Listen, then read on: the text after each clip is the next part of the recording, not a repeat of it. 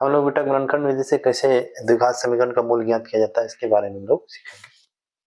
क्या किया जाता है, इसको फर्स्ट लास्ट मेथड भी कहते हैं। फर्स्ट और लास्ट वाले टर्म को गुना कर लिया जाता है। तो -10 को x स्क्वायर से गुना करेंगे तो -10x स्क्वायर हो जाएगा। अब 3x को हम लोगों को दो भाग में इस तरह से बांटना है कि जोड़ने या घटाने पर -3x हो जाए और गुना करने पर -10x स्क्वायर हो जाए। तो ये तभी होगा जब आप इसका गुणनखंड करके अनुमान लगाओगे। 2 पंचे 10।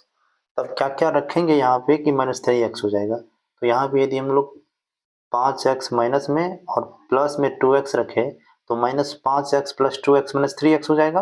और -5x को 2x से गुना करेंगे तो 10x स्क्वायर भी हो जाएगा। तो ये दो भाग टूट गया है। अब इसको x स्क्वायर को x स्क्वायर लिखो और -10 को -10 लिखो, बराबर में 0 लिख दो। अब क्या करना है, इसमें कॉमन लेना है दो दो टर्म करके। तो एक्स स्क्वायर माइनस 5x में क्या कॉमन आएगा, तो यहाँ पे देखो x गुना एक्स माइनस 5 गुना एक्स प्लस यहाँ पे हम लोग देख सकते हैं 2 into x minus 2 into 5 equal to 0 लिख सकते हैं इसको। अब यहाँ पे हम लोग देखेंगे x जैसे कॉमन लेंगे तो एक x कॉमन लेने के बाद यहाँ पे एक x बचेगा माइनस 5 बचेगा, एक x तो कॉमन ले लिया। अब x को x से गुना करेंगे एक्स स्क्वायर, x को -5 से गुना करेंगे -5x भी हो जाएगा, प्लस 2 कॉमन लेंगे यहाँ पे तो यहाँ पे बचेगा x माइनस क्या बच जाएगा 5। अब देख सकते हैं हम लोग बेटा कि यहाँ ब्रैकेट में सेम चीज है, ब्रैकेट में सेम चीज है तो ब्रैकेट में सेम चीज गुणनखंड सही है। ब्रैकेट वाला चीज को भी हम लोग क्या करेंगे, ब्रैकेट वाले चीज को भी हम लोग कॉमन ले लेंगे तो क्या बचेगा x प्लस 2 इक्वल टू 0। और प्रत्येक टर्म को अब क्या करेंगे 0 के इक्वल कर देंगे। x बराबर 5, x प्लस 2 बराबर भी 0 कर लेंगे तो यहाँ से x बराबर हम लोग को 5 आ जाएगा, x बराबर -2 आ जाएगा। तो ये हम लोगों का हो गया दो मूल द्विघात गुणनखंड का दो मूल हम लोग को ज्ञात हो गया। क्लियर है ना। इसमें भी वही करेंगे, फर्स्ट और लास्ट को गुना करो तो -12x स्क्वायर हो रहा है। अब x को ऐसे दो भाग में बांटना है तो कैसे बांटेंगे, तो 12 का ही गुणनखंड करने पर पता चलेगा। 2 छके 12, 2 तिया 6। अब देखो 2 दूनी 4 और -3, तो यहाँ पे लिख सकते हैं हम लोग 4x माइनस 3x लिखेंगे तो 4x को 3x से गुना करेंगे तो -12x स्क्वायर भी हो जाएगा। और 4 तिया 12x स्क्वायर हो ही रहा है, घटाने पर x भी हो रहा है। तो अब जो है हम लोग वो लिख लेते हैं 2x स्क्वायर है लास्ट में, इधर -6 है। ठीक है, इतना करने के बाद हम लोग इस दोनों में कॉमन ले लेंगे। कॉमन कैसे लिया जाता है हम लोग देख चुके हैं, यहाँ पे 2x कॉमन आएगा तो क्या बचेगा x प्लस 2, क्योंकि 2 दूनी 4x गुना करने पर ये हो जाता है। -3 कॉमन लेंगे यहाँ पे क्या बचेगा x प्लस 2 ही बचेगा, क्योंकि -3 को x से गुना करोगे -3x, -3 को +2 से गुना करोगे -6 हो जाएगा। अब हम लोग x प्लस 2 क्या करेंगे कॉमन ले लेंगे, क्या बचेगा 2x माइनस 3 बच जाएगा। तो अब प्रत्येक टर्म को 0 के बराबर करेंगे शून्यक निकालने के लिए, मूल निकालने के लिए। x plus 2 equal to 0, 2x minus 3 equal to भी 0, क्योंकि ये 0 के बराबर होगा तो इसका गुणनफल 0 के बराबर हो सकता है, या ये 0 के बराबर हो तो इसका गुणनफल 0 के बराबर हो सकता है। तो ऐसे ही हम लोग x का वैल्यू निकालेंगे। x बराबर यहाँ पे -2 हो जाएगा और यहाँ पे 2x बराबर क्या आ गया 3, इसलिए x बराबर क्या हो जाएगा 3/2। तो यहाँ पर भी हम लोग को दो मूल आ गया -2 और 3/2, ये गुणनखंड विधि है। क्लियर है। Now the third question is this, first और लास्ट को गुना करें बेटा।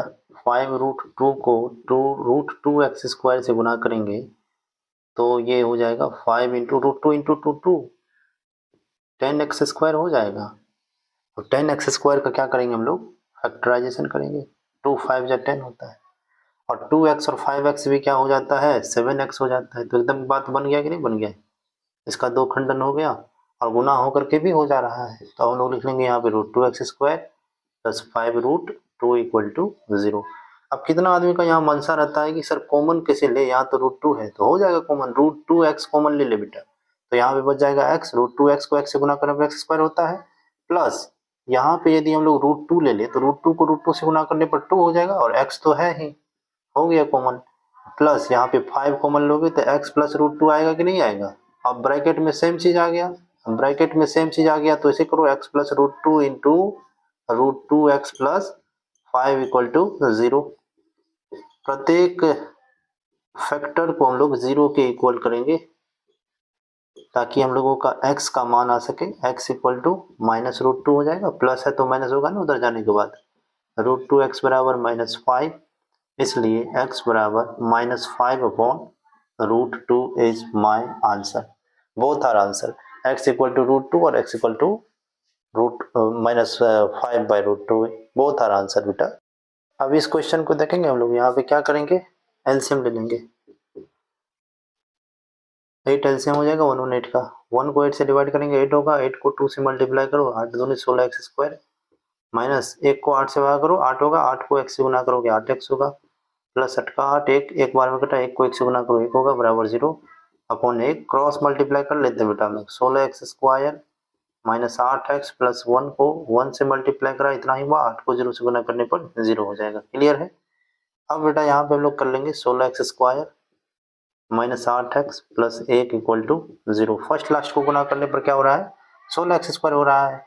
तो 16x² हो रहा है तो -4x और -4x करने पर -8x और -4 इंटू -4 16 भी हो जाता है।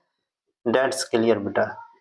नाउ हम लोग का गुणनखंड क्लियर हो जाएगा। यहाँ से 4x कॉमन ले लो तो क्या बचेगा, 4x - 1, और यहाँ पे -1 कॉमन ले लो तो क्या बचेगा, 4x - 1 इक्वल टू 0।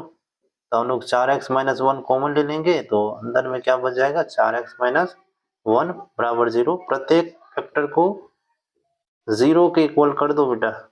वही बात यहाँ से 4x इक्वल टू 1 आ जाएगा और x इक्वल टू 1/4 हो जाएगा। यहाँ से यहाँ पर भी 4x इक्वल टू 1 तो x इक्वल टू 1/4 आ जाएगा। तो यही बात है, x बराबर 1/4, x बराबर 1/4 is the solution of this question. Clear है। अब देखिए बेटा इस क्वेश्चन को फर्स्ट लास्ट फिर हम लोग गुणा करेंगे तो क्या हो जाएगा, यहाँ पे 100x² हो जाएगा। तो 100x² का यहाँ गुणनखंड कर लो, तो गुणनखंड करोगे तो बहुत आएगा, लेकिन स्पष्ट दिख रहा है यहाँ पे 10 और 10 का हम करेंगे तो काम हो जाएगा, क्योंकि 10 - 10 - 10 - 20x हो जाएगा, और -10 - 10 को गुना करो तो 100x² भी हो जाता है। तो क्लियर तो है ही, गुणनखंड करने क्या जरूरी है इसमें, ये हम लोग को अनुमान ही लग रहा है सीधा सीधा। 10x कॉमन लेंगे तो यहाँ पे 10x आएगा -1, फिर -1 कॉमन लेंगे यहाँ पे 10x - 1 इक्वल टू 0, फिर 10x - 1 ब्रैकेट में सेम चीज रहेगा तभी समझना गुणनखंड सही है, नहीं तो गुणनखंड सही नहीं है, तुम कहीं गलती कर चुके हो बेटा। ब्रैकेट में ये सेम चीज मिलेगा तभी समझना गुणनखंड सही है। 10x - 1 equal to 0। प्रत्येक फैक्टर को क्या करेंगे हम लोग, 0 के इक्वल करेंगे। Now 10x equal to 1, so x equal to 1/10. Similarly, same factor है तो x इक्वल टू तो 1/10 ही आंसर आएगा बेटा। क्लियर है कि नहीं है, क्लियर होगा।